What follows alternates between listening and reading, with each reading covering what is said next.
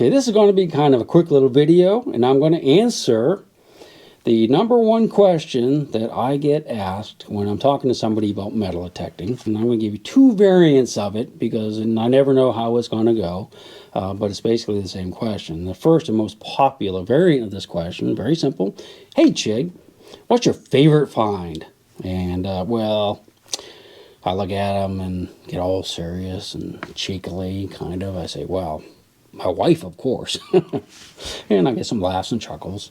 But sometimes they say, hey, Chig, what's your most favorite relic that you found? And of course, I can't get cheeky and say my wife because I'd get in trouble. But the answer is the same. But before I show you what it is, it's a little brass disc. Let me tell you a little bit about how I found it, because I think that's kind of a fun little story too, and it's something I'll never forget. My friend and I, my digging partner at the time, and this was a long time ago. I mean, Hector was still a little pup back then. We got permission for an old house along a road that was right near a river crossing. This was like the last house you'd come to before you went across the river, or the first house you'd come to if you're going the other direction.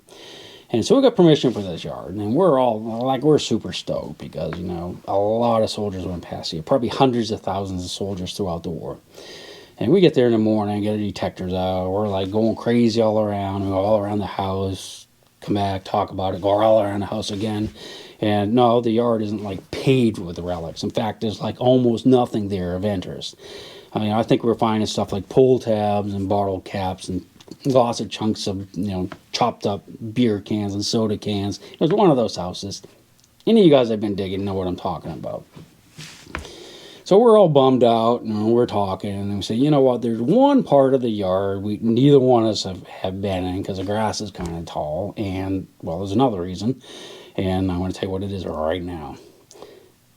There's a part of the yard that had nice green grass, but it was a little bit soggy to walk on. It was obviously a lot of moisture in the ground, and it wasn't spring water because there was a septic tank there, and the water coming out of the septic tank. Now, the septic tank is where the water goes when you flush your toilet. It goes into the septic tank. The water coming out of there wasn't going underground and disappearing. It was just kind of seeping across the surface. Didn't smell great, but didn't smell bad. So we decided what we'd do is we'd hunt detect as close as we could to the edges of it. We didn't, if you went too deep, you'd sink. Who wants to sink up to the knees in sewage? I certainly didn't at the time. Well, even now, I wouldn't want to do that. But we were hunting the edges, and, it was wet. Got a beautiful signal. Hit it with a shovel. We'll dug it and look with a shovel and flip the plug out. Looking at the hole, I'm saying, oh, no. I hope it's in the plug beat that I just took out because it's slowly filling in with sewage, coming up.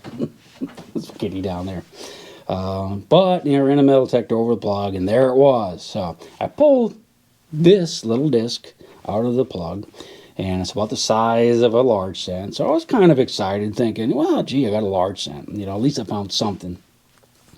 So I want to see what date it was. So I started scraping it with my finger. Scrape. It was very corroded. It was hard to do. And an eagle appeared. Now, there are no large cents that have eagles on them. And I was getting to be very disappointed in my find. So I flipped it over, started scratching on the back, and it's smooth. And I'm thinking, well, it's probably like what we call a saw nut, which is a thing that's on a handsaw. It's in the handle, and it has a big eagle on it, and it looks a lot like this eagle. And I'm thinking it's probably just a saw nut. But I'm scraping on the back slowly. And all of a sudden, letters started to appear, little tiny letters, and then, much to my amazement, a little piece of dirt fell out of a little round hole. And I'm looking at it, and all of a sudden, click, in my mind, my little possum brain that sometimes doesn't work very fast, I knew what it was. I've seen these in books. I knew, or hoped, that this was going to be a Civil War ID disc. Which is the equivalent of a dog tag that we'd have nowadays. You always get issued, 2 tags. You wear them here. That way, if you got killed in battle or something, they knew who you were. But during the Civil War, the military didn't issue those. You had to buy things like this, lots of different variants. And I could do a nice little video for you if you want to know more about dog tags and dog pins. I could do a video for you. Just let me know in the video comments. But anyway, I quit, cleaning it in the field because I didn't want to ruin it. I wanted to make sure I could read who this belonged to, even if just barely. So I brought it home, and I couldn't clean it with my fingernails or a little toothpick, so I ended up, I almost hate to tell you this, but I got a Brillo pad, for scraping pots, put a bunch of dish soap on it, a bunch on each side. But it worked because I can read it. I can read what's on here, and I'm going to read it to you right now. And I'll give you a picture of it too, but I'm going to have to put my spectacles on. This is the information that's on it. It says, Corporal Tilton Sleeper. Boy, I love that name. Corporal Tilton Sleeper, Waterbury, Company D, 2nd Regiment, Vermont Volunteers. And that, my friend, is beautiful because I can pin this to, no pun intended, an individual soldier that this belonged to and something he cherished.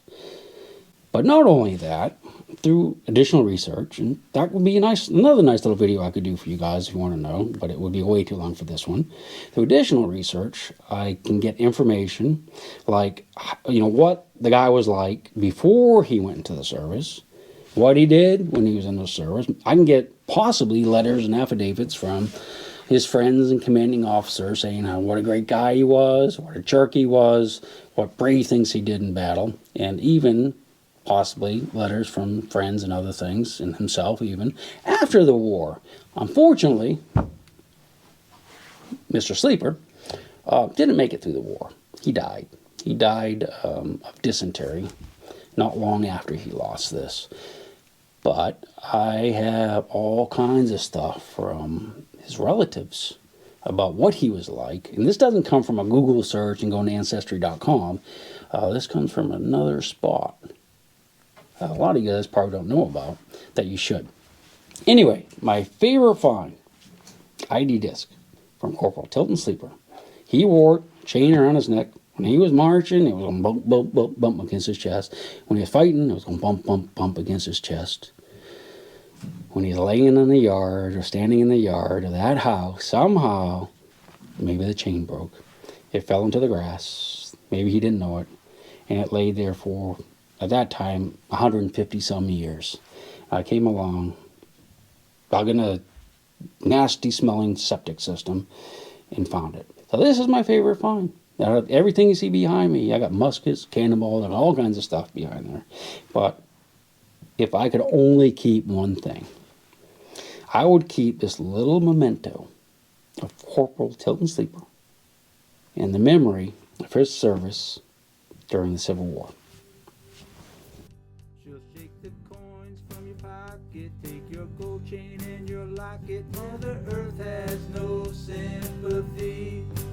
She'll take the ring from your hand and bury it in the sand and keep it for eternity.